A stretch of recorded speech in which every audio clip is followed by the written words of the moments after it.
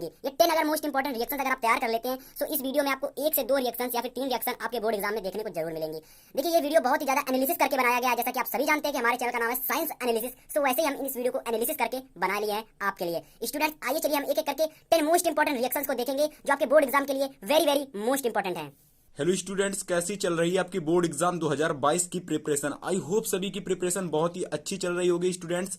So student, आज की इस वीडियो में हम आपको बताएंगे क्लास 10 केमिस्ट्री के क्या होता है जब से संबंधित 10 मोस्ट इंपॉर्टेंट रिएक्शंस, यानी कि क्लास 10 केमिस्ट्री के जो बोर्ड एग्जाम में आपकी रिएक्शंस पूछी जाती हैं उनको आज की इस वीडियो में हम आपको बताने वाले हैं स्टूडेंट्स। इस वीडियो में हम आपको क्या होता है जब और कैसे प्राप्त करोगे से संबंधित रिएक्शन बताएंगे। स्टूडेंट, पहली रिएक्शन हमारी दे रखी है, बहुत ही ज्यादा मोस्ट इंपॉर्टेंट है आपके बोर्ड एग्जाम 2022 के लिए। स्टूडेंट देखिए, रिएक्शन को सबसे पहले पढ़ोगे क्या लिखा है और इसके बाद देखोगे रिएक्शन कह क्या रही है, और वीडियो में आपको इस रिएक्शन में आपको पता चलेगा क्या होता है जब से संबंधित पहली रिएक्शन। ठीक है, तो देखिए कि रिएक्शन दे रखी है आपकी, एथेनॉल क्षारीय पोटेशियम परमैंगनेट विलयन द्वारा अभिक्रिया करके ऑक्सीकृत होता है। ठीक है, यानी कि जो आप एथेनॉल है वो क्षारीय पोटेशियम परमैंगनेट के विलयन में किस प्रकार से ऑक्सीकृत होता है। ठीक है, सो इसको मैं आपको बताऊंगा। चलिए, इसकी रिएक्शन देखने से पहले आपको यहाँ पर जो चीजें दे रखी होंगी उसको भी समझ लेते हैं ताकि आपको रिएक्शन करने में कोई भी दिक्कत ना हो। लेकिन अगर आप बोर्ड एग्जाम में इस रिएक्शन को करके आएंगे सो आप ये सब जो मैंने लिख दिया ये आप सब नहीं लिखोगे। आपको केवल बोर्ड एग्जाम में रिएक्शन करनी है जैसी मैं आपको करके बताऊंगा। ठीक है, और ये सब आपको फालतू चीजें नहीं लिखनी है। ठीक है, अगर आप इसको लिखोगे तो आपको इसका कोई मार्क्स नहीं मिलेगा, केवल मैं इसको आपको समझाने के लिए यहाँ लिख कर लाया हूं। तो स्टूडेंट, सबसे पहले देखिए, रिएक्शन करने के लिए, किसी भी रिएक्शन को करने के लिए सबसे पहले आपको अच्छी तरीके से हर चीज पता होनी चाहिए। जैसे देख लो, एथेनॉल का नेम क्या होता है, जिससे एथेनॉल का नेम होता है आपका C2H5OH, या फिर इसे हम कहते हैं CH3CH2OH। ठीक है, इसके बाद देखिए क्षारीय पोटेशियम परमैंगनेट का, आपका जो क्षारीय पोटेशियम परमैंगनेट है इसका भी सूत्र क्या होता है उसको भी आपका नाम पता होना चाहिए। सो स्टूडेंट, उसका नाम होता है आपका KMnO4। इसका जो विलयन है वो आपका क्षारीय विलयन है। कैसा विलयन है? क्षारीय विलयन है।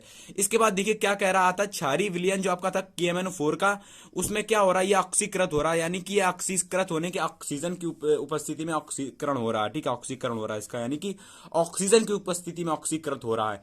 तो स्टूडेंट, सबसे पहले इस रिएक्शन को करने के लिए क्या करेंगे हम लोग, सबसे पहले हम लोग एथेनॉल को क्या करेंगे, क्षारीय पोटेशियम परमैंगनेट की उपस्थिति में क्या करेंगे, इसको हम लोग गर्म करेंगे या फिर ऑक्सीकृत करेंगे।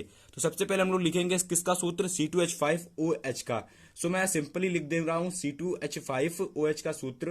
तो देखिए यहां पर लिखेंगे C2H5OH। इसके बाद देखिए क्या हो रहा है, ये रिएक्शन कैसे हो रही है, देखिए समझने की कोशिश करना अच्छी तरीके से। ये रिएक्शन हो रही है, इसके बाद किसकी उपस्थिति में आपकी हो रही,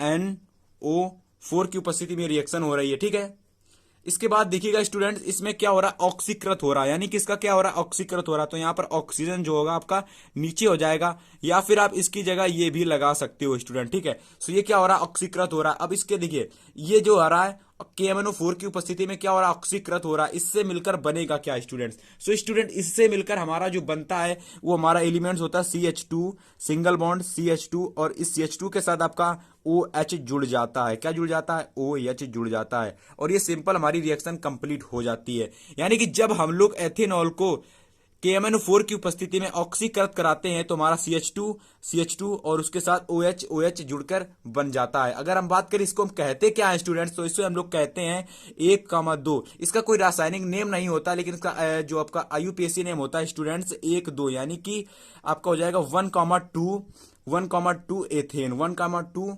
हाइड्रोएथेन। ठीक है, हाइड्रोक्सी एथेन। तो मैं लिख दे रहा हूं 1,2 हाइड्रोक्सी एथेन।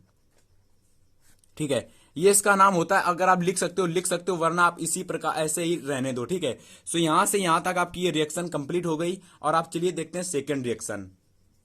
चलिए स्टूडेंट, सेकंड रिएक्शन हमारी दे रखी है कि एथिल अल्कोहल को एसिटिक अम्ल से अभिक्रिया करवाई जाती है, यानी कि एथिल अल्कोहल की एसिटिक अम्ल से अभिक्रिया करवाई जाती है। ठीक है, एथिल अल्कोहल का नाम क्या होता है स्टूडेंट, C2H5OH। ठीक है, और इसका नाम इससे पहले मैं देख आया हूं कि CH3CH2OH भी होता है। ठीक है, हम बात करें कि एसिटिक अम्ल का जो नाम होता है वो आपका होता है CH3COOH। ठीक है, सो ये चीजें आपको पता होनी चाहिए, इसीलिए मैं आपको लिख कर लाया हूं। ठीक है, आपको देखिए, अब देखिए रिएक्शन कैसे होगी। सो सिंपल सा सबसे पहले ये दोनों आपको आपस में क्रिया करेंगे, C2H5OH एंड प्लस या फिर CH3COOH। अब देखिए ये रिएक्शन कुछ इस प्रकार से होगी। अब देखिए बनेगा क्या, अब देखिए यहां से आपका जो बनेगा स्टूडेंट, ऐसे नहीं होगा, यहां से ये CH3 हो जाएगा, COO C2H5 इस प्रकार से जुड़ेगा, ठीक है। यानी कि ये जो आपका C2H5 है इसके साथ इसके लास्ट में आकर जुड़ जाएगा और आपका जो OH बच जाता है स्टूडेंट्स, ये हमारा कहाँ निकल जाता है, बाहर निकल जाता है। किसके फॉर्म में निकलता है स्टूडेंट, ये आपका निकलता है H2O के फॉर्म में। किसके फॉर्म में निकलता है, H2O के फॉर्म में। सो स्टूडेंट ये हमारा जल होता है जो कि हमारा बाहर निकलता है। और अगर हम इसकी बात करें तो स्टूडेंट ये हमारा क्या होता है, ये हमारा होता है एथिल एसीटेट। स्टूडेंट इसका नाम अभी हम लिख कर आपको बताएंगे सभी का नाम।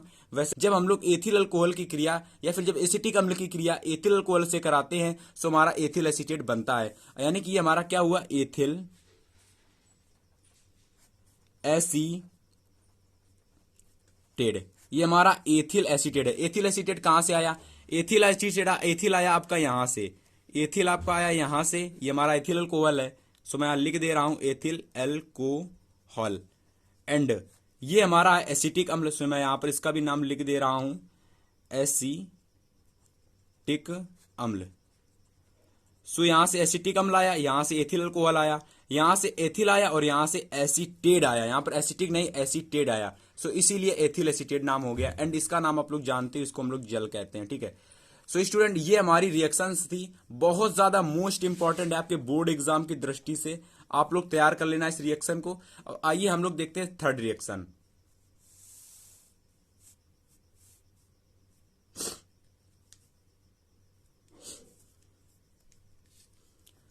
रिएक्शन हमारी है कि एथिल अल्कोहल की सोडियम धातु के साथ अभिक्रिया कराते हैं तो क्या होता है। सोडियम धातु हमारी Na होती है। एथिल अल्कोहल हम लोग आगे पढ़कर आए हैं। एथिल अल्कोहल का सूत्र क्या होता है आपको मैं लिख दे रहा हूं। एथिल अल्कोहल का सूत्र होता है C2H5OH। और एथिल अल्कोहल और एसिटिक अम्ल से संबंधित रिएक्शन आपके बोर्ड एग्जाम में काफी सारी पूछी जाती है, तो आप लोग ज्यादा से ज्यादा एथिल अल्कोहल और एसिटिक अम्ल की रिएक्शंस प्रिपेयर करने की कोशिश करना, ठीक है। तो सबसे पहले इस रिएक्शन को करने के लिए हम लोग लिखेंगे C2H5OH, ठीक है, प्लस लगाएंगे और लिखेंगे Na।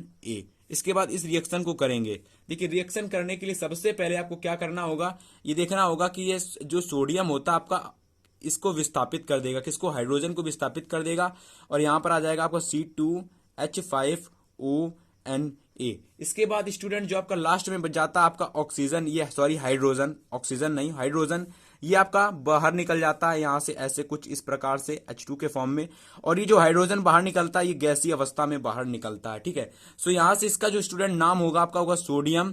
सोडियम अब यहां से देखिए सोडियम एथोक्साइड, क्या होगा, सोडियम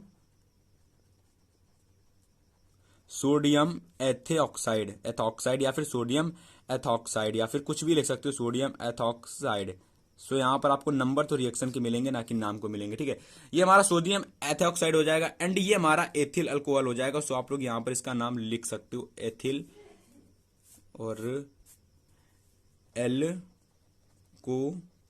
ठीक है। ये हमारा एथिल अल्कोहल हो जाएगा एंड, ठीक है। तो ये चीजें आपको समझ में आई स्टूडेंट। जब हम लोग एथिल अल्कोहल की क्रिया सोडियम से कराते हैं तो सोडियम एसीटेट बनता है और आपका हाइड्रोजन गैस जो होता है वो गैस की फॉर्म में बाहर निकल जाता है। इसके बाद अगर हम इस रिएक्शन को बैलेंस करने की कोशिश करें स्टूडेंट तो यहाँ पर हम लोग 2 लगा देंगे। अब 2 लगा देंगे यहाँ पर और यहाँ पर हम लोग 2 लगा देंगे कुछ इस प्रकार से। सो ये हमारी रिएक्शन बैलेंस हो जाएगी, ठीक है। चलिए अब हम लोग देखते हैं स्टूडेंट्स रिएक्शन नंबर 4।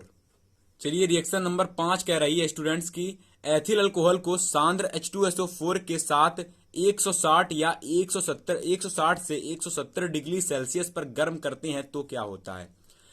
सो एथिल अल्कोहल का आपको सूत्र पता ही है, C2H5OH होता है तो मैंने नहीं लिखा है, और CH3 आपका CH3COH होता है एसिटिक अम्ल का। तो यहां पर हम लोग बात करें एथिल अल्कोहल यानी कि C2H5OH के साथ H2SO4 को 60 से 170 डिग्री सेल्सियस पर गर्म करते हैं। किसको, H2SO4।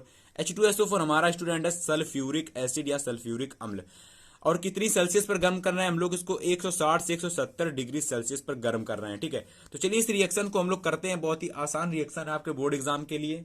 तो देखिए स्टूडेंट सबसे पहले इस रिएक्शन करने के लिए एथिल अल्कोहल को हम लोग लिखेंगे। एथिल अल्कोहल का जो सूत्र होगा आपका पता होगा C2H5OH होता है, ठीक है।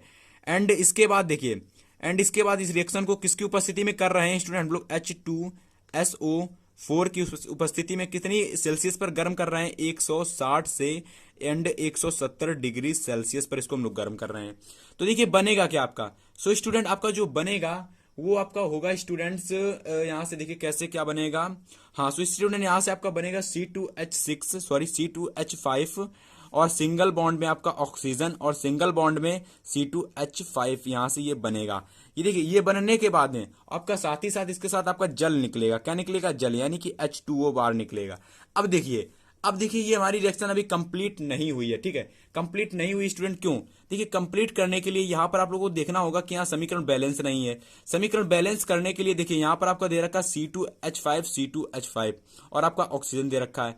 अगर आप लोग स्टूडेंट दिमाग लगाओ तो यहां से देखो, अगर आप लोग C2H5OH को अगर एक ऑक्सीजन, यहाँ दो ऑक्सीजन दे रखे हैं, एक ऑक्सीजन ये, एक ऑक्सीजन ये है, दो हाइड्रोजन दे रखे हैं, और अगर आप लोग यहां से अगर दिमाग लगाओ, दो यहां से अगर एथिल अल्कोहल बन जाएंगे, एक तो C2H5 एक इसके साथ आ जाएगा, ये इसका कॉम्बिनेशन मिल जाएगा, और एक हाइड्रोजन इधर आ जाएगा, तो एक C2H5 इधर मिल जाएगा, और एक C2H5 एक ऑक्सीजन इसके साथ ले लेगा और एक ऑक्सीजन इसके साथ ले लेगा। यानी कि इधर आ जाने चाहिए आपके दो एथिल अल्कोहल। क्या आ जाने चाहिए? दो एथिल अल्कोहल। तो यहां से एक और एथिल अल्कोहल ले लेंगे C2H5OH।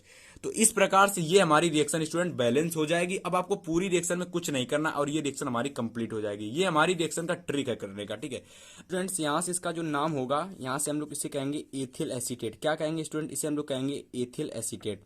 सो इसे मैं लिख दे रहा हूँ एथिल एसीटेट, ठीक है। और ये मैं आपको बहुत बार बता चुका हूँ कि इसे हम एथिल एसीटेट कहते हैं, ठीक है। अब देखिए ये हमारा क्या हो जाएगा? वाटर हो जाएगा, ठीक है। ये हमारा वाटर यानी कि जल, इस बार इंग्लिश में लिख देते हैं। एंड ये हमारे दोनों एथिल अल्कोहल हो जाएंगे, ठीक है। तो मैं दोनों का नाम यहाँ पर एक ही लिख दे रहा हूँ, एथिल अल्कोहल,